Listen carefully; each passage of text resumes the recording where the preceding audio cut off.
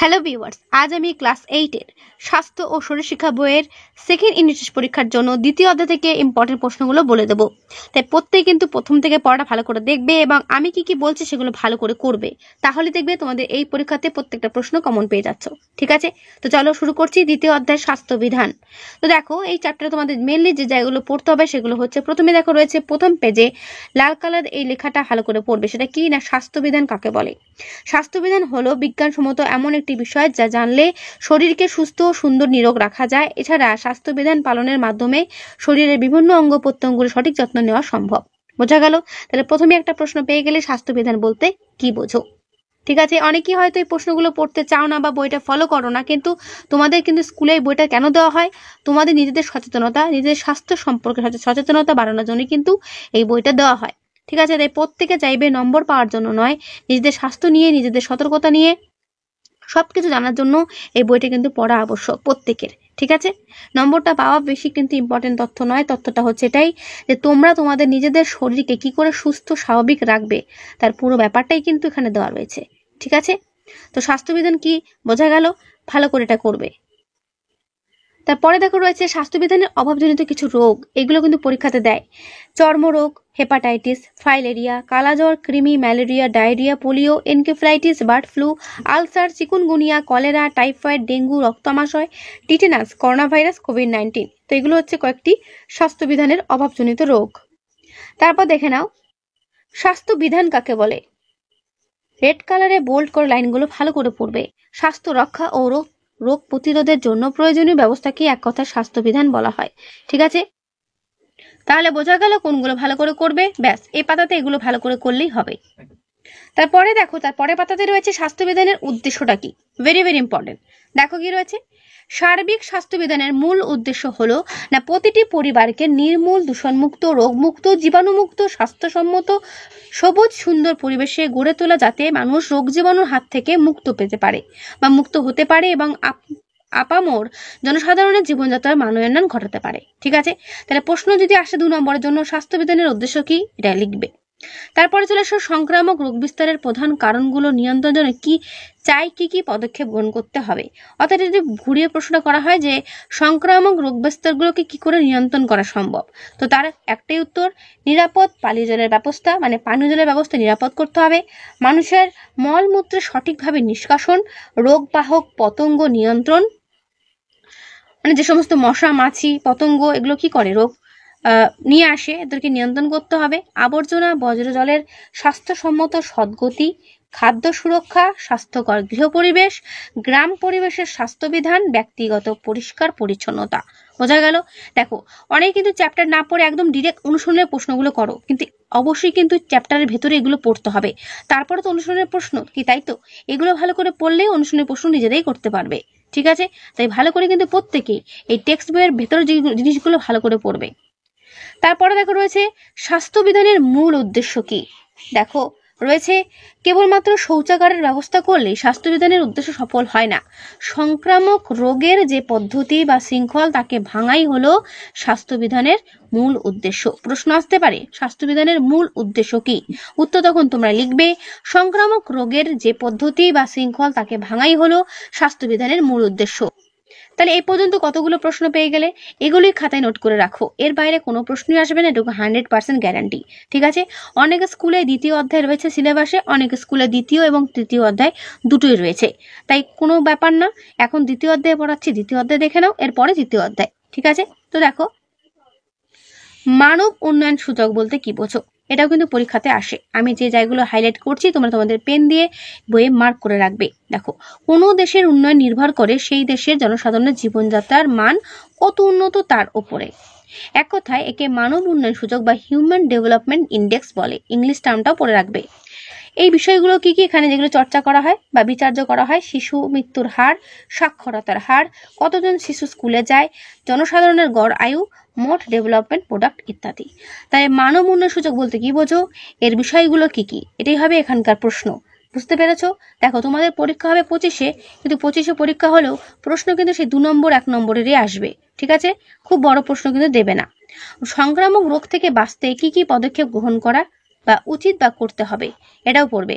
যেরকম নিরাপদ পানীয় জল, পর্যাপ্ত স্বাস্থ্যবিধান সুবিধা, নির্মল পরিবেশ, উপযুক্ত স্বাস্থ্য শিক্ষা প্রতিটি শিশুর এক মৌলিক অধিকার। বিদ্যালয় এই ব্যবস্থাগুলোর কি করতে হবে, প্রশিক্ষণার্থীদের সুস্থ সবল ও নিরোগ থাকতে সাহায্য করে। এর ফলে শিক্ষার্থীদের বিদ্যালয়ে অনুপস্থিতি যেমন কমে তেমনি লেখাপড়ায় দক্ষতা বাড়ে। ঠিক আছে, এই পদক্ষেপগুলো কিন্তু নিতে হবে। এরপর চলে তার পরের পাতা, নির্মল গ্রাম বা শহর কিভাবে তৈরি করবে। দেখো, সার্বিক স্বাস্থ্যবিধান অভিযানের কাঙ্ক্ষিত লক্ষ্যে পৌঁছতে উৎসাহ দেওয়ার জন্য ভারত সরকার 2003 সালে অক্টোবর মাসে নির্মল গ্রাম পুরস্কার চালু করেন। এটা আসে পরীক্ষাতে, নির্মল গ্রাম পুরস্কার কবে চালু হয়? প্রথমবার এই পুরস্কার দেওয়া হয় 2005 সালে। সার্বিক স্বাস্থ্যবিধান অভিযানে যেসব পঞ্চায়েত অন্যান্য যেসব সংস্থা গ্রামীণ এলাকায় উল্লেখযোগ্য কাজ করেছে তাদের প্রচেষ্টা ও অবদানকে স্বীকৃতি দিতে এই পুরস্কার দেওয়া হয়। বোঝা গেল, নির্মল বাংলা অভিযানের অংশ হিসেবে নির্মল গ্রাম গঠনই প্রধান লক্ষ্য। চলে এসো তার পরের পাতায়। দেখো, সবাই মিলে শপথ করি নির্মল বাংলা গড়ি। অর্থাৎ নির্মল বাংলা গড়তে কি কি করা উচিত, কি কি করা উচিত না, একটা চার্টের মধ্যে সুন্দর করে দেওয়া রয়েছে, এটা ভালো করে দেখে যাবে। আবর্জনা সর্বদা ডাস্টবিনে ফেলতে হবে, যেখানে সেখানে আবর্জনা ফেলবে না, তাই না? বাড়িতে পচনশীল ও অপচনশীল আবর্জনাকে রাখার জন্য আলাদা পাত্র ব্যবহার করতে হবে। নিকাশি নালাতে আবর্জনা ফেলবে না, মানে কি কি করতে হবে কি কি করতে হবে না দেখবে। ঠিক আছে, তারপরে দেখো রয়েছে বর্জ্যকে সম্পদে পরিণত করতে হবে। এই চারটা একবার জাস্ট রিডিং পড়ে নেবে। ঠিক আছে, কি কি বর্জ্য পদার্থ রয়েছে। তারপর চলে এসে তার পরের পাতা, সুস্বাস্থ্যের জন্য প্লগিং রান কি? Very very important. Plogging run আসবে এটা। দৌড়ানো, জগিং বা দ্রুত হাঁটার সময় আমাদের মূল লক্ষ্য হলো শরীরচর্চা করা। এই শরীরচর্চাকে আকর্ষণীয় সমাজ সচেতনতার সঙ্গে পরিবেশ বান্ধব কর্মসূচিতে যুক্ত করে যে বৈচিত্র্যপূর্ণ শরীরচর্চার কর্মসূচি নেওয়া হয় তাকে এক কথায় প্লগিং রান বলা হয়। বোঝা গেল, আসবে পরীক্ষাতে। প্লগিং রান কি? ফিটনেসের নয়া মন্ত্র প্লগিং রান। শুধু ফিটনেস নয়, পরিবেশ বান্ধব এই রান নির্মল বাংলা কর্মসূচিকেও এগিয়ে নিয়ে যাবে। প্লগিং বা জগিং এবং এটা দুটি কিন্তু এই দুই কাজের সমন্বয়, ঝুঁকে কিছু তোলা। বোঝা গেল, অর্থাৎ পিক আপ। বলছে প্লগিং হলো জগিং এবং পিক আপ, এই দুই কাজের সমন্বয়। আমরা যারা খেলার মাঠে বা রাস্তায় জগিং বা প্রাতঃ ভ্রমণে, সকালে সন্ধ্যায় বিভিন্ন রকম শরীরচর্চায় অংশগ্রহণ করি, তাদের কাছে এই কাজটি শরীরচর্চা নতুন ঐতিহ্যপূর্ণ বৈচিত্র্যপূর্ণ মাত্রা যোগ করবে। বোঝা গেল, এই ক্ষেত্রে প্লগিং এর অংশগ্রহণকারীর এক হাতে একটি ব্যাগ ও অপর হাতে একটি হুক বিশিষ্ট বা চিমটি বিশিষ্ট যন্ত্রের সাহায্যে পায়ের চারপাশে পড়ে থাকা প্লাস্টিক ব্যাগ, প্লাস্টিকের বোতল, ক্যান, ঠিক আছে, কাগজ প্রভৃতি ব্যাগে তুলে নিয়ে আবার দৌড় শুরু করতে হয়। ওজন নিয়ে দৌড় ও ঝুঁকির জিনিস তোলার মাধ্যমে যেমন দেহের বিভিন্ন অংশের ব্যায়াম হচ্ছে, তেমনি আমাদের চারপাশের পরিবেশও নির্মল হচ্ছে। এর ফলে রাজ্যের নির্মল বাংলা মিশনের সাফল্য সুদৃঢ় হচ্ছে। বোঝা গেল? তাহলে প্লগিং রান কি গুছিয়ে লিখবে। ওকে, ওপরে প্যারাতে রয়েছে প্লগিং রান বলতে কি বোঝো, এবং তার পরের প্যারাতে রয়েছে প্লগিং রানের গুরুত্ব কি। প্লগিং রানের গুরুত্ব কি? ওকে, তারপরে পাতে চলে আসো আয়োডিন কি এবং আয়োডিনের অভাবজনিত রোগগুলো কি কি। আয়োডিনে কিন্তু গলগণ্ড রোগ হয়, ঠিক আছে, গলা ফুলে যায়। বাচ্চাদেরও তাই কিছু কিছু রোগ হয়। বাচ্চাদের মাথার মস্তিষ্কটা কি আর কি বিকাশ হয় না সঠিকভাবে।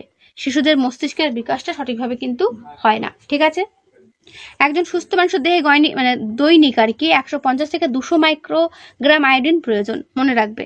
তারপর দেখা রয়েছে আয়োডিন যৌগগুলো আমাদের দেহের রোগ প্রতিরোধে সহায়তা করে, মানসিক স্বাস্থ্যের উন্নতি ঘটায় এবং দেহ ও মস্তিষ্কের বিকাশ ঘটায়।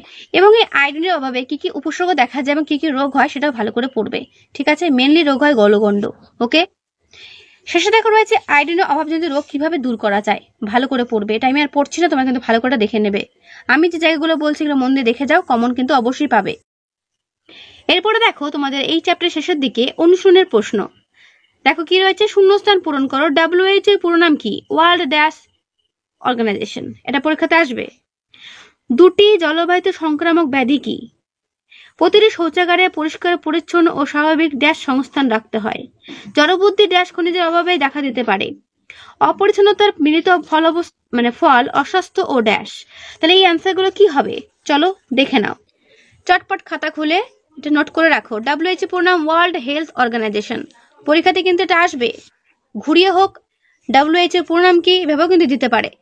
তারপরে দেখা রয়েছে দুটি জলবাহিত সংক্রামক ব্যাধি হলো কলেরা এবং টাইফয়েড। ঠিক আছে, প্রতিটি শৌচাগারে পরিষ্কার ও পরিচ্ছন্ন স্বাভাবিক আলো বাতাসের সংস্থান রাখতে হবে। Very very important.